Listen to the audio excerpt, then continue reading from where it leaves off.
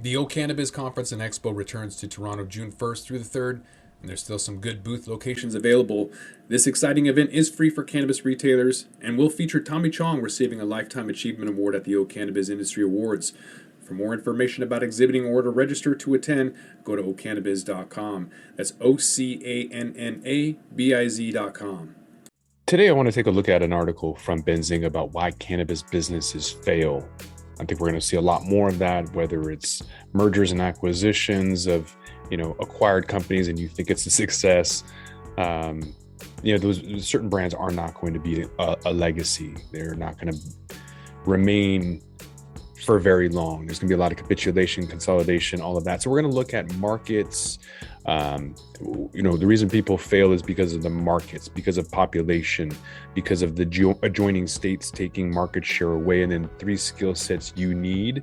Also going to look at an example from Flow Cannabis, the once high-flying company falling back down to earth, and what the lessons are, as well as a local lesson here in Washington State of somebody who lost everything. All of that coming up. It's only entertainment. Welcome back to The Talking Hedge. I'm Josh Kincaid, capital markets analyst and host of your Cannabis Business Podcast. Before we get into a couple specifics with Flow Cannabis and this other one, I'm not going to name the name. I'm just going to tell you what happened. That's the learning lesson in and of itself. But just starting off in generalities about why cannabis businesses fail. One of those is because of the market. There's a total number of licenses, and that matters. Look at Oklahoma, 7,500 licenses versus a limited license state like Arizona. And per location, you get 25 million. You can't even give away a license in Washington State. That's for another reason. Maybe we'll get into that. But with Oregon and Oklahoma, very limited. There's a few farms or businesses that got sold for 800, 900 million in Oregon from California company Select, but those weren't really an arm's length deal. So there's reasons behind that. I'm not really going to get into that and cover that at all, but just saying that the number of licenses matter. Limited license state is going to be a lot more advantageous, and you're going to survive a lot longer having something that's more valuable. So moving on to population matters. If you're not stuck in Saskatchewan, but if you just happen to be in a place where there's no one who lives there, like I imagine the Dakotas or Wyoming, very limited place where Saskatchewan made 15 million on average per month. Not a lot. So it's definitely going to matter where you're at. In Washington State, there was a guy who had the most prominent rec store. It was called a Pacific Northwest Resource Center, and he ended up getting a license in the middle of nowhere and literally couldn't give it away. He just gave it back to the state. It was worth nothing to everyone because of where it was at. So population matters, location matters. That used to be a thing, remember, in real estate when it was about location. And now that it's a bubble and it doesn't matter. That's a completely different topic though. Adjoining states matter. When you look at the west side of Texas, that's really going to help out a state like New Mexico that's not really populated very well. So they're going to absolutely need that. And those states that are on the border there are going to do really well until Texas legalizes.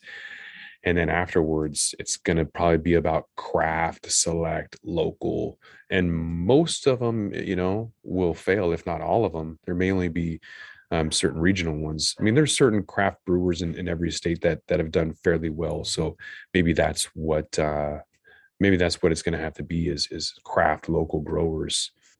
So this article goes on to say that there are some skills that you need, that people make it or break it. That's kind of the point that I'm going to get into later about this example from Washington State. Now, this guy lost everything. We'll get into Flow Cannabis as well. But here's like 3 points that you need to know in what makes it with the individuals. Got to surround yourself with the right people. If you're out there making deals, you got to make sure that there's a business development person, that you have the right legal counsel, that you've got, a capital market analyst or somebody who understands the financials. And I'm not talking about a CPA. And there's other people.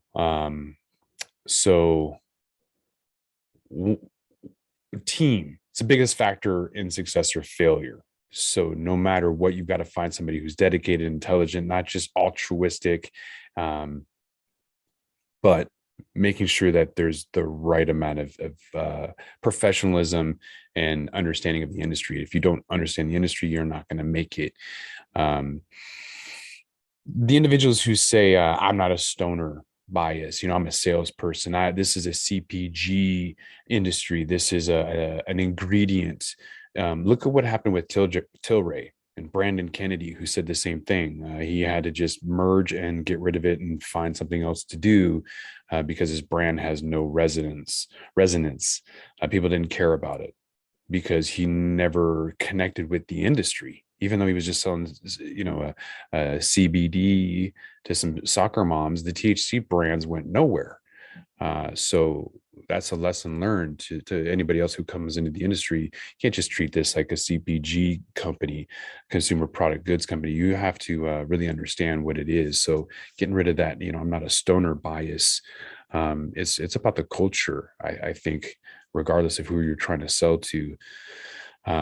And some of these overpaid C-suite executives are just pump and dump people. When you look at executives that left Canopy or Aurora and what they're doing now, they're doing the same thing. They left those companies with 3 billion and 1 billion of write-offs. And what are they doing now? They're in psychedelics, running the same public relations scam with press release, not scam, but just not legitimate, in my opinion. Like, these aren't companies that are generating revenue, they're generating hype. And one of the guys is out in Thailand drumming up tourism when it's 0.2% THC. It's not generating any kind of interest. It's just hype for investors who don't know otherwise.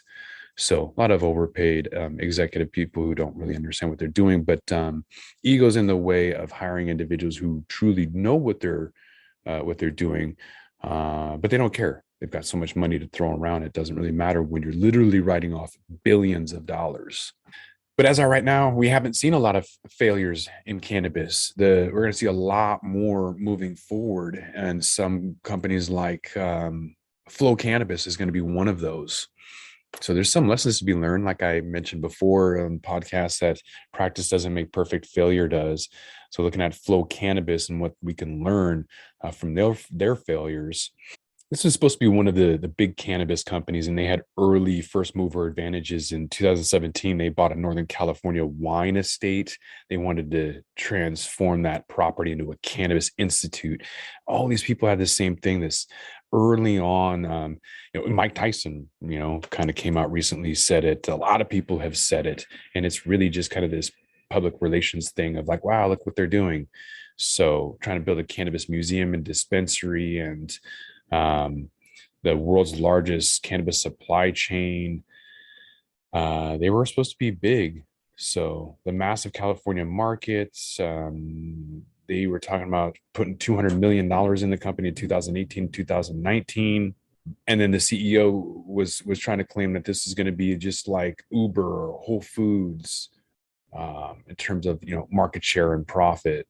But once the press releases stop flowing, Flow Cannabis doesn't really know what they're going to be doing. There's layoffs, executive departures. There's no one's giving them money. So there's some tight funding issues.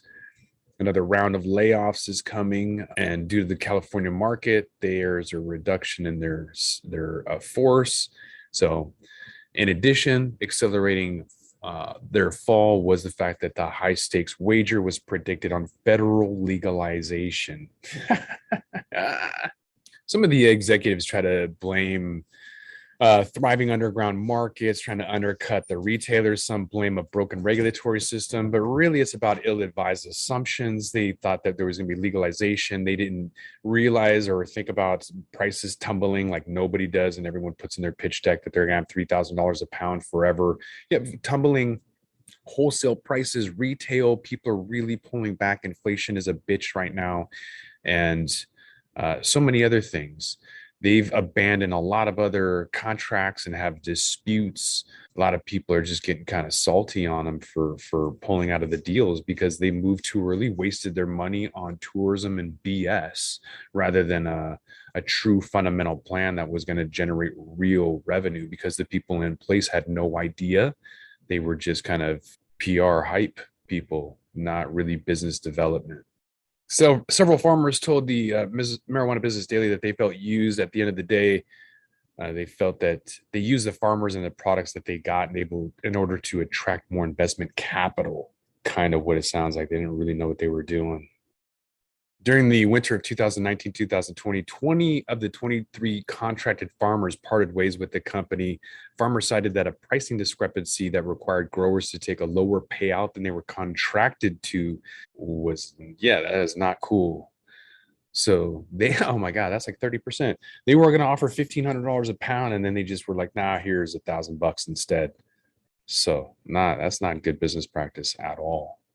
One person said the most valuable currency in the Emerald Triangle is your loyalty to people. I think that's kind of a great segue into the last story for this podcast episode, which is the failure of a company here locally in Washington State, ran by a military veteran who built a brand over the last 5-6 years, whatever, long time, and started to become a really reputable, solid brand.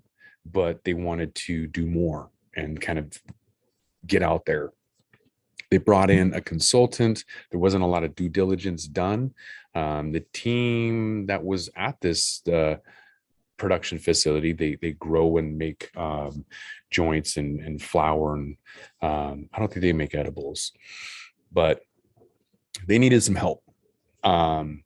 I don't think there was a board of directors. I don't think there was a business development person. I don't think there was a legal counsel. I don't think there was anybody like that, unfortunately, which is the case for so many of these individuals, and why so many more companies are going to fail is because they don't have the right individuals in place. So what ended up happening was that the contract wasn't read thoroughly enough. It was signed anyways. And at the end of the day, certain goals or milestones weren't met. And unbeknownst to the CEO, the founder, the person running everything from social media to, I mean, this guy put in, him and his wife put in everything. Date nights were, at dispensaries, for vendor days. Like, they sacrificed a lot for this. And it was just, it sucks to hear that, but totally avoidable at the same time, absolutely avoidable. Just again, by bringing up the right team on board that and that you trust. When your back's against the wall and you just kind of bring in some consultant and you hope the best, but then you don't do your due diligence and read, like, come on, man, you got to read the contract. I have an attorney read it, because if you don't, it only takes a couple of missteps in order to lose everything, and literally lost the whole company. So he's no longer CEO, no longer in charge of anything. I think maybe he still has a board seat, maybe, but that's not going to help him at all. So there's ways of losing a business, from infighting to trying to scale. You see that with restaurants a lot. They'll add a location and then just crumble when the first one was really good. Same kind of concept. When you start to look for investors and you start to stretch yourself too thin, it just kind of all falls apart unless you have a solid team to support that scale and expansion. And unfortunately, there's a lot of good people out there that just don't have the wherewithal, the business sense to ask for help. So really unfortunate, really sad. But I think all too familiar. It's going to happen a lot more consolidation, capitulation, closures, quote unquote bankruptcies, and just people losing a lot of time and money because they didn't see these certain things coming. They think they're going to be a legacy and be around forever. They're not looking for exit strategies. They're not looking to scale, expand, or get out of the game. They think they're just going to be around. And it's just not going to be the case at all. So really unfortunate to see this play out, but nothing new. If you've been listening to the podcast for the last 3 years, we've been calling for it. So keep you updated on some more news. With that, we're going to roll this one up. I'm Josh Kincaid. This is The Talking Hedge. Don't forget to like, share, and subscribe, or don't, and I'm out. Don't forget to smash that like button on your way out and check out these other videos that we've got.